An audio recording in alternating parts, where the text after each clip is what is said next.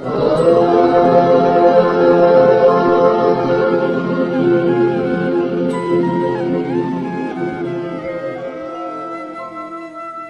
श्रीमद् भगवद गीता तब तक नहीं पढ़ी थी जब तक मुझे ये ज्ञान नहीं हुआ कि हम सब आत्माएं हैं और ये जिंदगी हम आत्माओं के लिए एक इम्तिहान है अपने अंदर से अपने सबसे अच्छे रूप को बाहर निकालने का। और भगवद गीता इस इम्तिहान को पास करने की एक अहम किताब। भगवद गीता के 18 अध्याय हैं और ये संस्कृत में परमात्मा द्वारा दी गई थी। समय के साथ संस्कृत भाषा रोजमर्रा की जिंदगी से निकल गई और ये ज्ञान मनुष्य से दूर हो गया। समय समय पर भगवद गीता के साधारण अक्षरों में अनुवाद किया गया। इसी कोशिश को आगे बढ़ाते हुए आने वाले 9 मिनटों में भगवद गीता के कुछ अहम हिस्सों को अपने गुरु के आशीर्वाद से एक आसान रूप में मैं अपने 7 बिलियन भाई बहनों के चरणों में समर्पित कर रहा हूँ। ये ज्ञान परमात्मा ने भगवान कृष्ण के द्वारा सबसे बड़े धर्म युद्ध महाभारत की रणभूमि कुरुक्षेत्र में अर्जुन को कुछ 5000 साल पहले दिया। ये वो वक्त था जब धर्म का बार बार उल्लंघन हुआ, परमात्मा का डर मनुष्य से निकल गया। लालच की होड़ में भाई ने भाई को मारने की कोशिश की और यही नहीं, एक ब्याहता औरत को भरी सभा में अपने बड़ों के सामने अपमानित किया गया। इससे पहले कि मनुष्य जाति धर्म युग से निकलकर पूर्ण रूप से कलयुग में जाती, युद्ध की रणभूमि में युद्ध से कुछ पहले परमात्मा ने गीता भगवान कृष्ण के द्वारा मनुष्य जाति के कल्याण के लिए दी। ऐसे ही जैसे कभी तुरा मोसेस को, गॉस्पेल जीसस को और कुरान प्रॉफिट मोहम्मद को दी। गीता, बाइबल, कुरान, तुरा, गुरु ग्रंथ साहिब परमात्मा द्वारा दी गई किताबें हैं जो किसी एक धर्म के लिए नहीं बल्कि पूरी मनुष्य जाति के लिए है, पूरी इंसानियत के लिए, सब आत्माओं के लिए है। क्योंकि ये आत्मा को परमात्मा के बारे में, उसकी सृष्टि के बारे में और सबसे अहम ये उन कायदों के बारे में समझाती है जिनका आत्मा को मनुष्य के रूप में हर हाल में पालन करना होगा, रक्षा करनी होगी। और इन्हीं कायदों की बुनियाद पे एक आत्मा को शरीर त्यागने के बाद परखा जाएगा और इस परीक्षा से पास होने पे हमेशा के लिए इस जन्म और मृत्यु से मुक्ति मिलेगी। परमात्मा भगवद गीता में कहते हैं कि मैं ही सबकी शुरुआत हूँ, मैं शुरू से भी पहले था और सब खत्म होने के बाद भी रहूंगा। सब मुझ में है और मैं सब में हूँ। जो भी तुम छू सकते हो, देख सकते हो, चख सकते हो या सुन सकते हो, वो सब मैं हूँ। ये नदियाँ, पहाड़, सूरज, ग्रहण, चांद, सितारे सब मैंने बनाए हैं। मैंने ही भगवान, शैतान, राक्षस और इंसान बनाए। मैं सर्वव्यापी, सब में रहता हूँ, सब में मैं हूँ, मैं ही हूँ। मैं ही ब्रह्मा बन के सब बनाता हूँ और रुद्रा बन के सब नष्ट कर देता हूँ। मैं ये सृष्टि यूं ही बनाता और तोड़ता रहूंगा ताकि आत्माओं को मौके मिल सके इस जन्म और मृत्यु से एक दिन मोक्ष पाने को, हमेशा के लिए परमात्मा के साथ रहने को। भगवद गीता कहती है कि इस सबसे बड़ी परीक्षा के लिए परमात्मा ने प्रकृति का निर्माण 5 तत्व हवा, अग्नि, जल, पृथ्वी और ईथर से किया, जिन्हें हम छू के, चख के, सूंघ के, देख के समझ सकते हैं। पर खुद परमात्मा इन 5 इंद्रियों की समझ से बाहर है। उन्हें आत्मा इन इंद्रियों से नहीं जान सकती। आत्मा 5 इंद्रियों के साथ वैसे ही है जैसे एक लोहे का रोबोट जिसे अपने बनाने वाले का कोई पता नहीं। अर्जुन को भी परमात्मा का विराट रूप देखने के लिए भगवान कृष्ण ने दिव्य नेत्र दिए। भगवद गीता समझाती है कि आत्मा अजन्मी है, जिसे कोई मार नहीं सकता कोई जला नहीं सकता, डुबा नहीं सकता, काट नहीं सकता, लेकिन आत्मा को परमात्मा के साथ हमेशा रहने के लिए ये परीक्षा रूपी जीवन में बैठना ही पड़ेगा।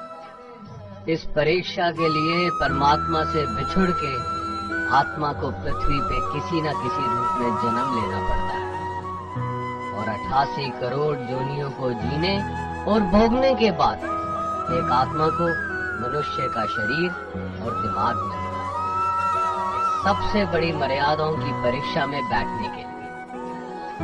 हर मनुष्य को इस पूरी परीक्षा के दौरान तरह तरह की अच्छी और बुरी भावनाओं के चक्रव्यूह में अपने ही भाई बहन या मित्रों के साथ डाला जाता है, जिसमें हर आत्मा को अपने अंदर के तामसिक और राजसिक अवगुणों से निकल के सात्विक जीवन में प्रवेश करने के मौके मिलते हैं। हमारे तामसिक गुण वो हैं जो हमारे अंदर हीन भावना पैदा करके हमें खुद को उदास और नुकसान पहुंचाते हैं, और हमारे राजसिक गुण हमें ईर्ष्यालु और लोभी बना के दूसरों के प्रति नुकसान पहुंचा सकते हैं।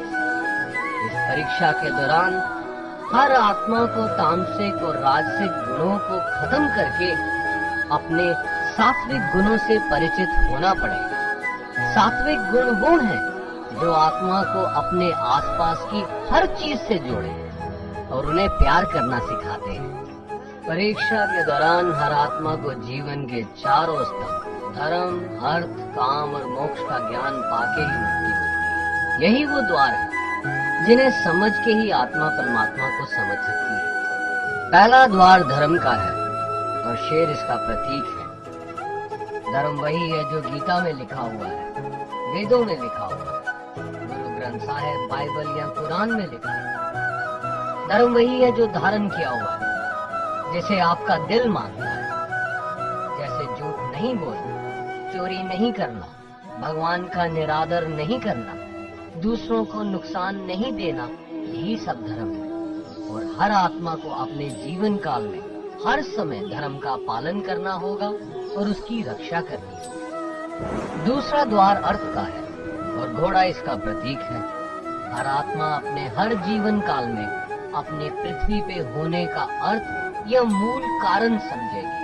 इस जिंदगी में भोगने वाली चीजें और रिश्तों का आनंद लेगी। अच्छा बेटा या अच्छी बेटी, अच्छा भाई या अच्छी बहन, अच्छा पति या अच्छी पत्नी बनके हर दुनियावी रिश्ते पर खरी उतरेगी और इस परीक्षा को पास करेगी। तीसरा द्वार काम का है।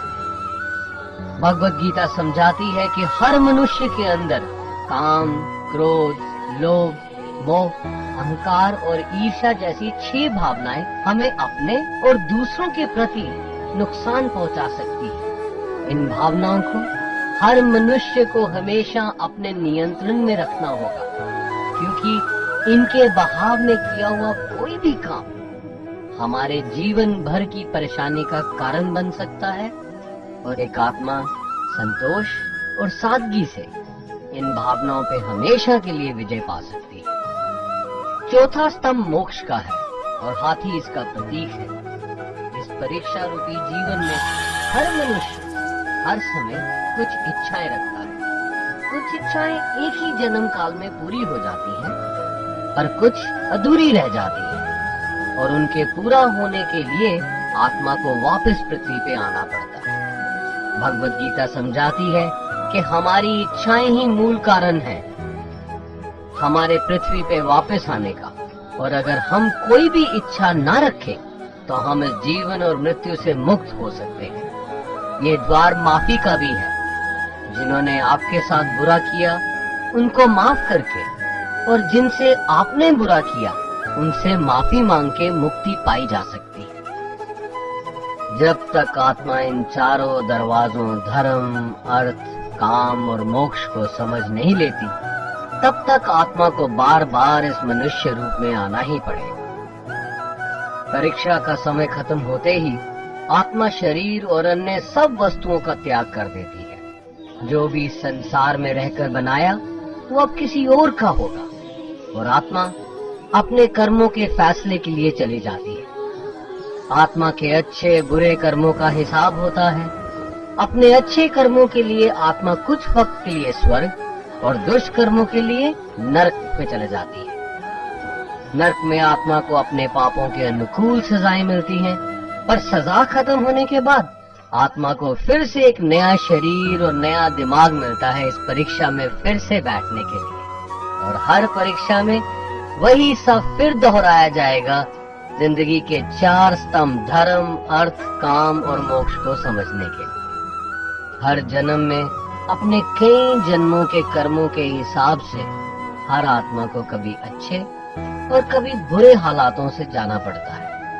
लेकिन जब तक आत्मा परमात्मा के साथ योग को नहीं समझ लेती, वो मुक्ति नहीं पा सकती। भगवत गीता समझाती है कि मनुष्य अपने शरीर, दिमाग या दिल से भगवान को पा सकता है। शरीर द्वारा किए कर्मों के माध्यम से परमात्मा को पाने को कर्म योग कहते हैं।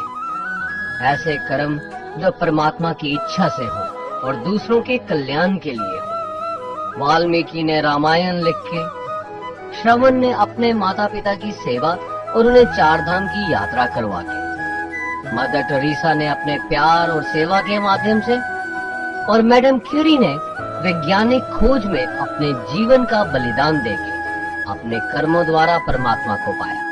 भगवत गीता समझाती है कि एक आत्मा दिमाग से भी परमात्मा के साथ योग लगा सकती है। इसे राजा योग कहते हैं, क्योंकि दिमाग या मस्तिष्क सब इंद्रियों का राजा है।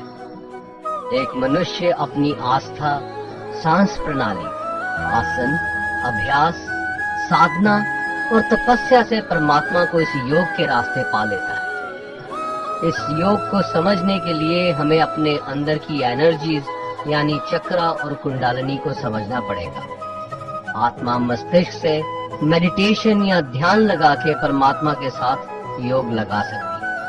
शंकराचार्य, स्वामी परमहंस, स्वामी विवेकानंद और उनके जैसे कई योगी इस योग के रास्ते परमात्मा के साथ संधि लगा पाए। परमात्मा भगवत गीता में कहते हैं कि अगर किसी आत्मा को धर्म ना भी समझ आए, योग ना भी समझ आए, पर अगर वो मेरी शरण में आ जाए तो मैं उसके सारे पाप माफ कर देता हूँ। परमात्मा को ऐसी दिल की गहराइयों से पुकार के पाने को भक्ति योग कहते हैं। चैतन्य महाप्रभु, मीराबाई और भगवान हनुमान इस योग के सबसे बड़े उदाहरण हैं। लेकिन कभी आत्मा अपने होने का मूल कारण भूल के धर्म का उल्लंघन करे या पाप के रास्ते पे निकल जाए, तो उसे ठीक करने के लिए परमात्मा खुद किसी रूप में पृथ्वी पे जन्म लेते हैं। आइए श्री भगवत गीता, गुरु ग्रंथ साहिब, तुरा, बाइबल, कुरान या ऐसी किसी भी दीनी किताब को पूरा पढ़ के इस जिंदगी के असली मायने समझें और परमात्मा के साथ योग लगाएं। अगर आपने इसे पसंद किया तो इसे औरों को बांटिए, ताकि सब आत्माएं अपने यहाँ होने का मूल रूप समझ सकें और इस जन्म और मृत्यु से मुक्ति पाके हमेशा परमात्मा के साथ रह सकें। धन्यवाद।